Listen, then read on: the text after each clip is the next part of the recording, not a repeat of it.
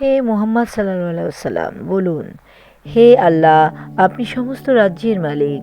আপনি যাকে ইচ্ছে রাজত্ব দান করেন এবং আপনি যার থেকে ইচ্ছে করেন রাজত্ব ছিনিয়ে নেন এবং যাকে ইচ্ছে করেন মর্যাদা দান করেন এবং যাকে ইচ্ছে করেন তাকে লাঞ্ছিত করে থাকেন। আপনার হাতে সকল মঙ্গল এবং অবশ্যই আপনি সকল বিষয়ের উপর সর্বশক্তিমান।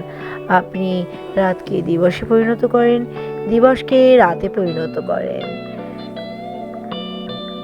এবং মৃতকে জীবিত হতে বের করেন, জীবিতকে মৃত হতে বের করেন, আর যাকে ইচ্ছে অফুরন্ত রিজিক দান করেন। সূরা আল ইমরান আয়াত 26। আমার প্রিয় ভাই বোনেরা, সকল কিছু দেখেন প্রিয়, আপনার সকল কিছু আল্লাহ পাকের হাতে। তো যেহেতু আমাদের রিজিক, আমাদের মৃত্যু, আমাদের জীবন সমস্ত কিছু মহান আল্লাহর হাতে, তো অবশ্যই আমাদের আল্লাহর উপরে নির্ভর করা উচিত সকল কিছুর জন্যে।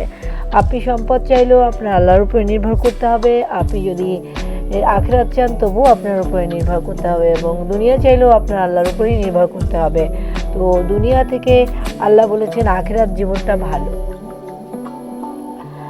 আখিরাত জীবন সকলের কামনা করা উচিত, কারণ আখিরাতে আমি আমার যে জান্নাত বা জাহান্নাম যেখানেই অধিবাসী হই না কেন, এটা অফুরন্ত টাইমের জন্য। সো সেই জন্যে আমাদের উচিত যে আখিরাতে আমরা যেন জান্নাতের দিকে যেতে পারি, সেই জন্য আমাদের প্রক্রিয়া করা।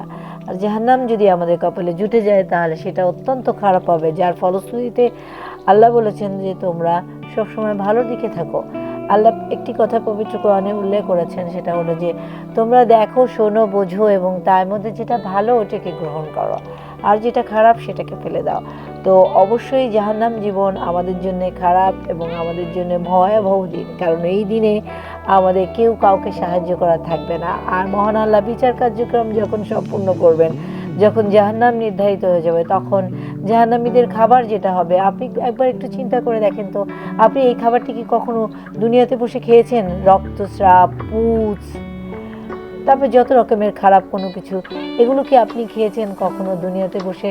আপনি দুনিয়াতে বসে পোলাও, কোরমা, তেহারি, বিরিয়ানি, ভালো খাবার এগুলো খেয়ে থেকেছেন, ফল খেয়ে থেকেছেন।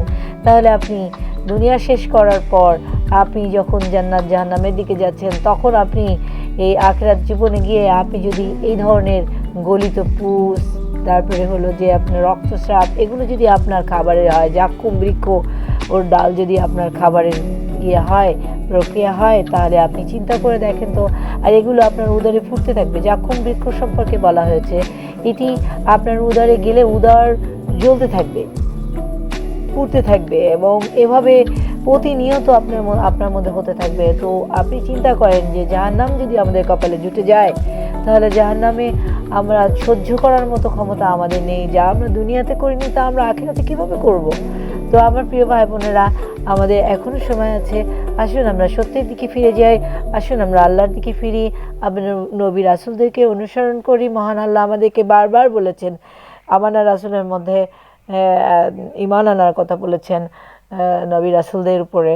সো আমরা এভাবে আমরা থাকবো আল্লাহর সঙ্গে। যদি আমরা এভাবে আল্লাহর সাথে থাকতে পারি, নবী রাসূলদেরকে নিয়ে মহান আল্লাহর সাথে আমরা থাকতে পারি, তাহলে আমরা হলাম যে জান্নাত জীবনটা পেতে পারি। আর যদি আমরা শয়তানের প্ররোচনায় তাগুদের উপরে, দুনিয়ার উপরে যদি আমরা বিশ্বাস করি এবং দুনিয়াকে আমরা কামিয়াবি হওয়ার চেষ্টা করি, আমি যদি বলি দুনিয়াতে আমাকে দাও আল্লাহ, দুনিয়াতে আমাকে সম্পদ দাও, এটা দাও, ওটা দাও, অনেক কিছু দাও, কিন্তু আল্লাহ এক পর্যায়ে আমাকে এটা দিয়ে দিবেন। পবিত্র কোরআনে এটা আছে, তুমি চাইলে আমি তোমাকে দিয়ে দিব, কিন্তু আমি তোমার থেকে জান্নাতকে, আমি তোমার থেকে আখিরাতকে কেড়ে নিব। তো যদি আখিরাতকে কেড়ে নেয় আর দুনিয়াতে আমাকে কামিয়াবি করে দেয়, তাহলে প্রচণ্ড খারাপ হবে এটা, কারণ এটি হলো শয়তানের সঙ্গীদের জন্য। দুনিয়া হলো শয়তানের সঙ্গীদের জন্যে।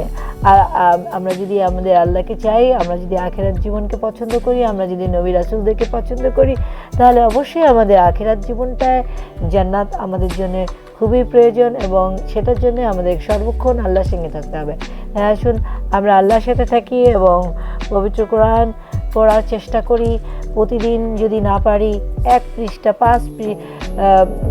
5 আয়াত যদি পড়ি, যদি সুযোগ না পাই, তবুও আমরা অর্থসহ পড়ি কোরআন, এবং আমরা কোরআনটা পড়া পড়া চালিয়ে যেতে থাকি আমাদের জীবনের শেষ দিন পর্যন্ত। এবং এটি এমন একটি সমুদ্র, যে সমুদ্রে আপনি ঢুকতে শুরু করবেন আর জ্ঞান আপনার ভিতরে আসতে শুরু করবে। তো আসুন আমরা জ্ঞানীদের সামিল হই, মূর্খদের সামিল না হই। তো আমরা সকলে ভালো থাকি এবং আমরা আমাদের মহান আল্লাহর সঙ্গে থাকি, সৃষ্টিকর্তার সাথেই থাকি। ধন্যবাদ, ভালো থাকবেন। আল্লাহ হাফেজ, ফি আমানিল্লাহ।